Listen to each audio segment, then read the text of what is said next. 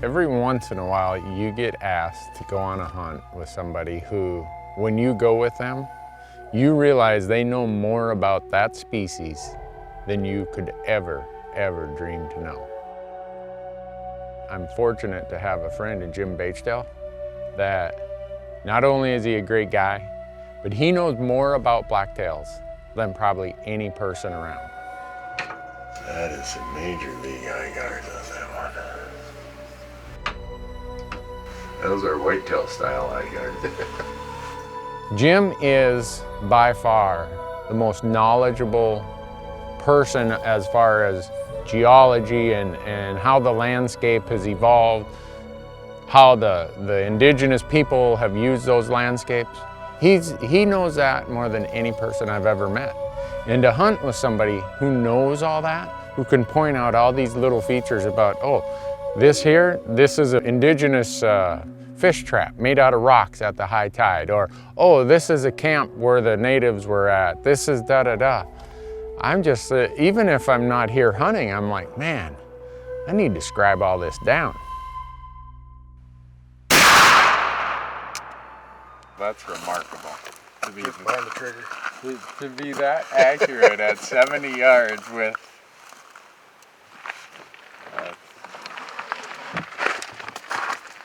remember, we did this for hundreds of years. This is the way they shot things. the we is... Huh? We?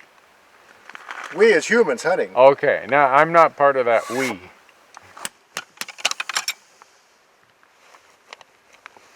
It's all in the patch thickness, and your lubrication is what controls the accuracy. If you look at Jim's name, you will find it in a lot of places when it comes to blacktails. And he's so modest, so understated that hanging out with him is nothing but fun, nothing but relaxing, and a complete pleasure.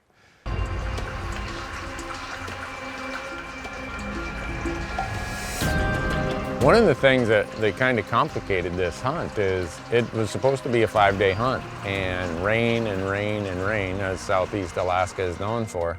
We couldn't get out of Thorn Bay.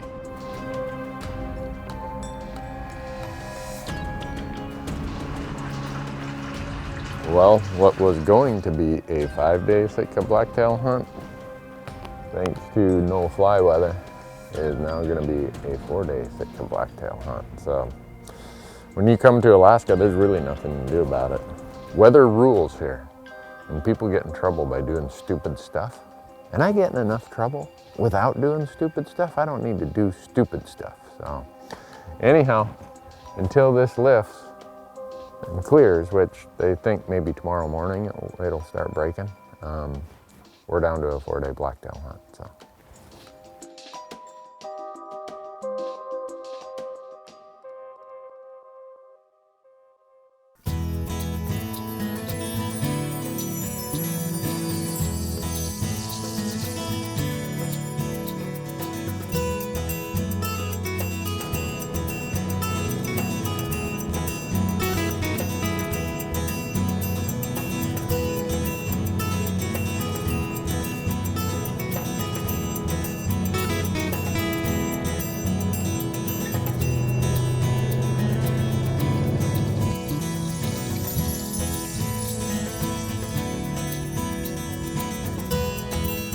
Well, I wanted some adventure to add to my Alaska blacktail hunt, so I came with Jim Baichtal, who just that's adventure. But we are going to climb up into these clouds. It is, standing here looking at it gives you a hell of a lot more appreciation for it than what you're going to see on that camera. I doubted when Jim said it takes 6 hours to get to the first plateau up here, which is about 12 to 1,300 vertical feet. I'm now looking at my watch saying it's 1 o'clock. I hope we can get up there before dark. And dark is 9 o'clock. Well, this is what I wanted. Be careful what you ask for, Randy. This is gonna be a haul. Time to put my shoulder to the grade, quit talking, and start hunting.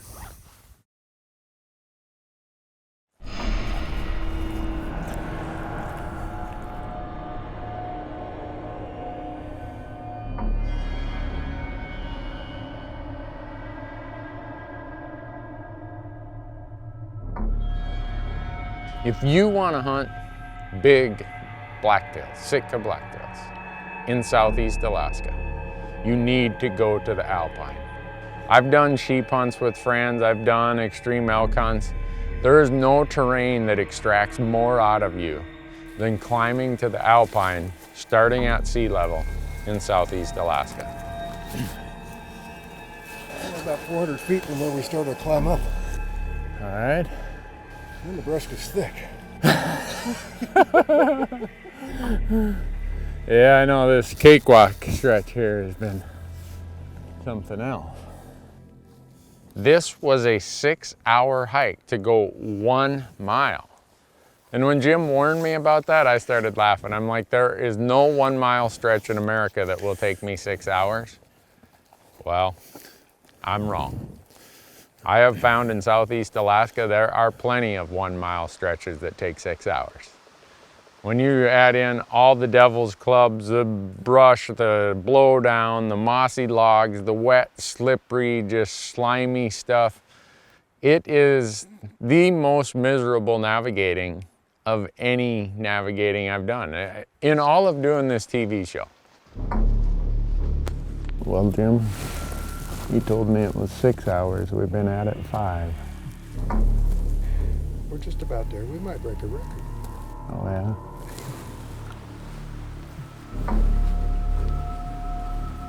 We just plowed through and plowed through. And Jim had been here quite a while ago, but in this part of the world, you get blowdown that wipes out the trail, and you get undergrowth that just every year is more and more and more. And so he's just plowing through and looking at his GPS, trying to mark the trail and find the trail. And eventually we pop out of the trees and you look up and it is like heaven. You're just looking at it like, how could anybody create something this beautiful? And to add to the beauty, the number of bucks that were there was unbelievable. 2 bucks looking at me, 2 bucks down low, a doe going across. Bigger deer up in the notch, I can't tell what he is.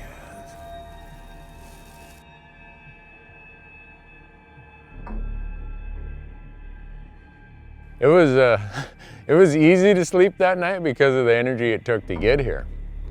But it was hard to sleep laying there thinking about, holy cow. There's not just a lot of blacktails here. Some of the biggest Sitka blacktail bucks probably in southeast Alaska are up in this basin.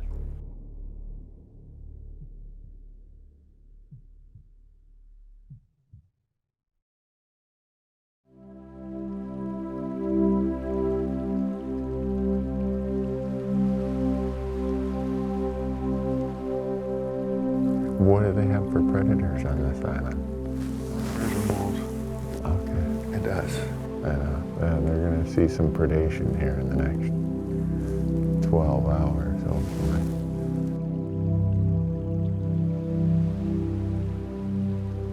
Well, Tim, I want to go kill one of those bucks up there, but you got that thing, so anything that looks like a close shot for you, you get first shot. Put up on top and we'll drop down on them. Okay, let's do it.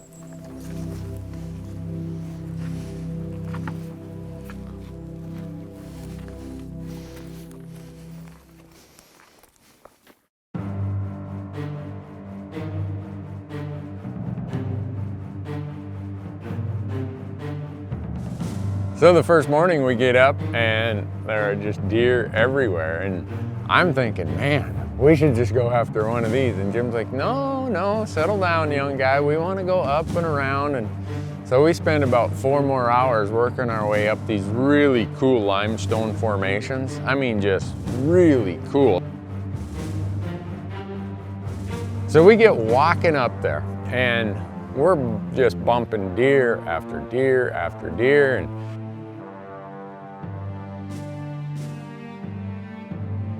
And in my mind, I'm thinking, you know, we don't have a lot of time. I wonder when Jim's gonna find one of these he wants to shoot. Finally, we get up on top and we're glassing, and we see this buck probably 400 yards over, and there's this really steep vertical face with a waterfall coming down.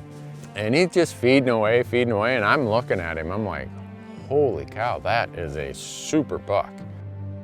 He's a really nice buck. I had no expectation to shoot a buck that big. None. But I want to make sure that if we could push him up here and you could get within muzzleloader range. And we got to thinking about it. He's kind of feeding up this gap towards near where we could intercept him and Jim could get a shot with his Hawken.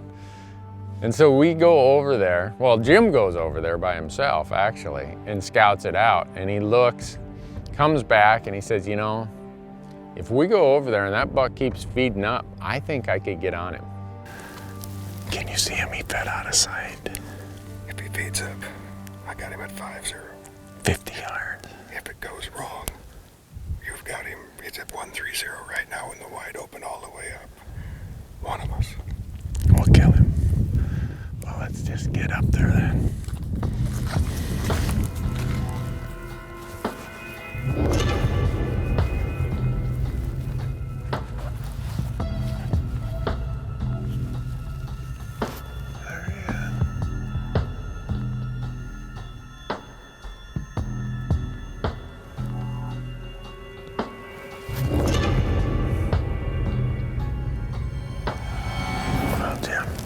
This is the one chance for you, I think, to get close enough, so I'm just gonna sit on the knob and film a big wide shot from above, and if it works, great. If not, hey, we'll watch where he goes and we'll try to get on him again. You can't film if I miss. You're not gonna miss. I watched you shooting. I have zero worries about you missing. Go try it, man. All right. Good luck. I'll wait up here. You got a bird's eye view. That's gonna be as much fun as being right there. No.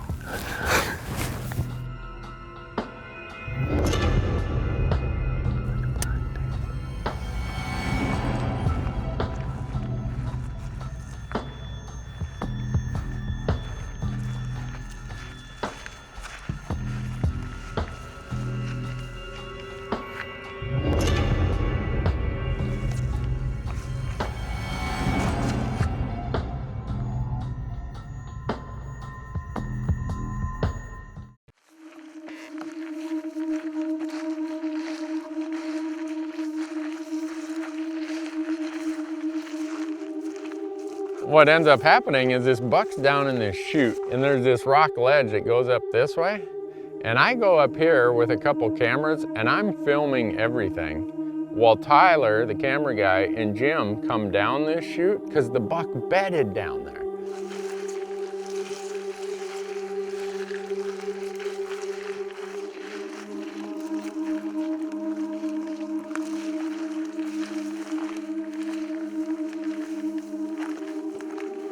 So Jim and Tyler go sneaking around using the terrain, and they got right up on that buck.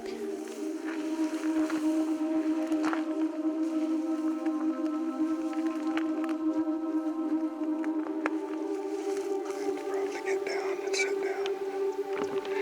I mean, you'll see him first. I'll have to sit down, and then I'll just...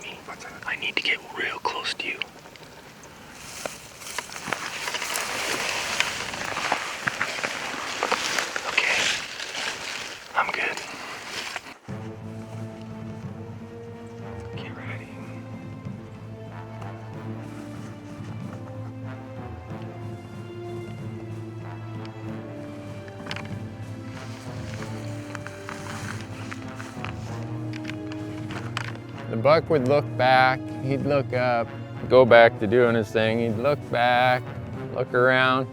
He kind of knew something was up, but he wasn't sure.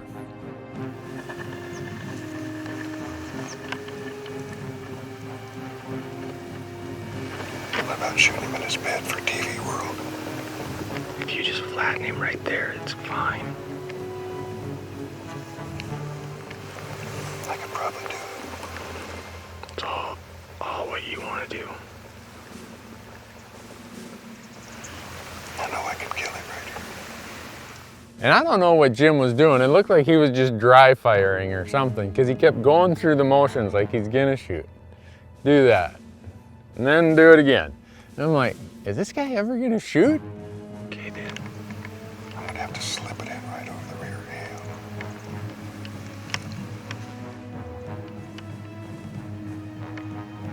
Okay.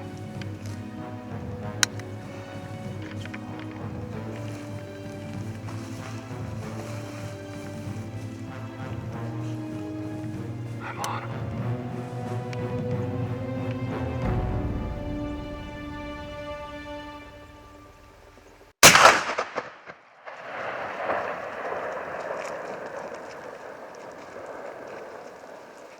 I got him.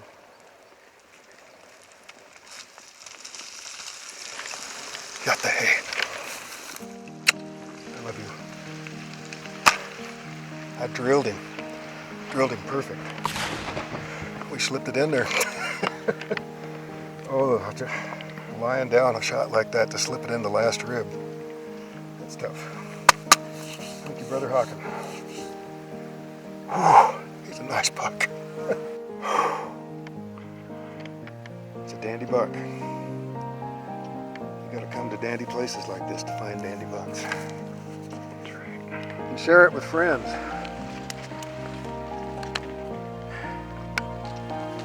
So please, Tyler, how do you put something like this into words? That's why we bring cameras. That was so cool. Congratulations. That had to look awesome from up here. Oh, it did. I was shaking and just so excited. I'm like, oh my goodness, how can he get that close? When you hit that thing, watching through my binoculars, I mean, the whole upper half of his body just rolled up. As quick as he stood, I could instantly see blood coming out right there. I'm like, he's not going far. He rolled a lot further than he walked, let's put it that way. When we get down there, and here is this beautiful buck. Velvet, just, man, he's massive, big frame. A lot of his velvet was scraped off, obviously, from the tumble, but it was such a remarkable buck. Fine buck, Randy. Oh, Lord. Beautiful buck, Jim. If you hunt with somebody and you watch them, you can say, this guy knows the habit to those animals. This guy's got it figured out. And watching Jim do that, there was no doubt he knew what that buck was thinking, what that buck was afraid of, how that buck was reading the wind. And I think he got within, I don't know, 50 yards. And he just put his big muzzle loader on his knee and boom. And hunting with somebody like that is, to me, is a huge part of the experience. It's why I love to hunt with people like Jim. I learn so much. I watch him, his actions, his knowledge. I think he probably takes it for granted how intuitive all this blacktail stuff is. He probably takes it for granted how he reads the landscape and just says, oh yeah, we gotta go here. Whereas I'm looking back at Tyler, the camera guy, saying, why is he leading us up here? But trust me, there was a purpose to everything that Jim did. And I don't know that I would go on a high alpine 6-hour climb with anybody who didn't know and wasn't as experienced as Jim is. Part of the bounty and abundance of public land. Beautiful buck.